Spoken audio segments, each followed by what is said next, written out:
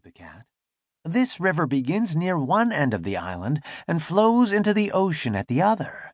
Now, the animals there are very lazy, and they used to hate having to go all the way around the beginning of this river to get to the other side of the island. It made visiting inconvenient and mail deliveries slow, particularly during the Christmas rush. Crocodiles could have carried passengers and mail across the river, but crocodiles are very moody and not the least bit dependable, and are always looking for something to eat. They don't care if the animals have to walk around the river, so that's just what the animals did for many years." "But what does all this have to do with airplanes?" asked my father, who thought the cat was taking an awfully long time to explain.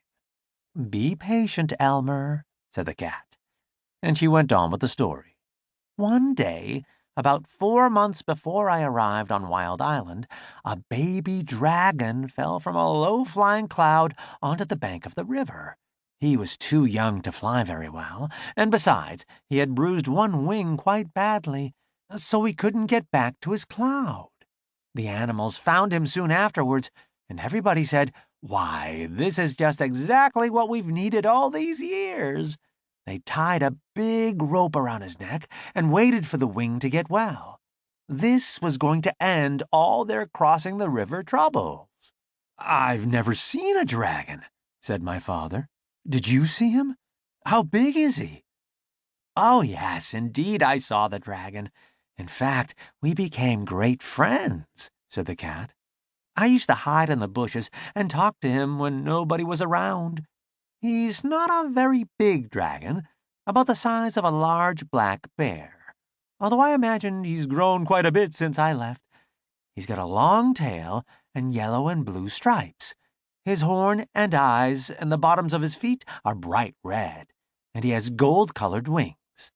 "Oh, how wonderful!" said my father. "What did the animals do with him when his wing got well?" "They started training him to carry passengers, and even though he is just a baby dragon, they work him all day and all night, too, sometimes. They make him carry loads that are much too heavy, and if he complains, they twist his wings and beat him. He's always tied to a stake on a rope just long enough to go across the river. His only friends are the crocodiles, who say hello to him once a week, if they don't forget. Really, he's the most miserable animal I've ever come across.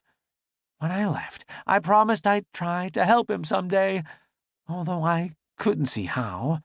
The rope around his neck is about the biggest, toughest rope you can imagine, with so many knots it would take days to untie them all.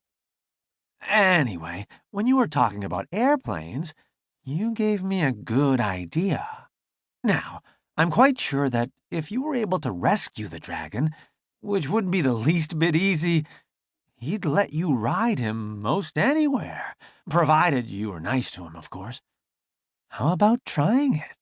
"Oh, I'd love to," said my father, and he was so angry at his mother for being rude to the cat that he didn't feel the least bit sad about running away from home for a while. That very afternoon, my father and the cat went down to the docks to see about ships going to the island of Tangerina. They found out that a ship would be sailing the next week, so right away they started planning for the rescue of the dragon. The cat was a great help in suggesting things for my father to take with him, and she told him everything she knew about Wild Island. Of course, she was too old to go along. Everything had to be kept very secret, so when they found or bought anything to take on the trip, they hid it behind a rock in the park. The night before my father sailed, he borrowed his father's knapsack, and he and the cat packed everything very carefully. He took chewing gum, 2 dozen pink lollipops, a package of rubber bands, black rubber boots, a compass, a toothbrush, a tube of toothpaste, 6 magnifying glasses, a very sharp jackknife, a comb and a hairbrush, 7 hair ribbons of different colors, an empty grain bag with a label saying cranberry, some clean clothes, and enough food to last my father while he was on the ship. He couldn't live on mice, so he took 25 peanut butter and jelly sandwiches and 6 apples.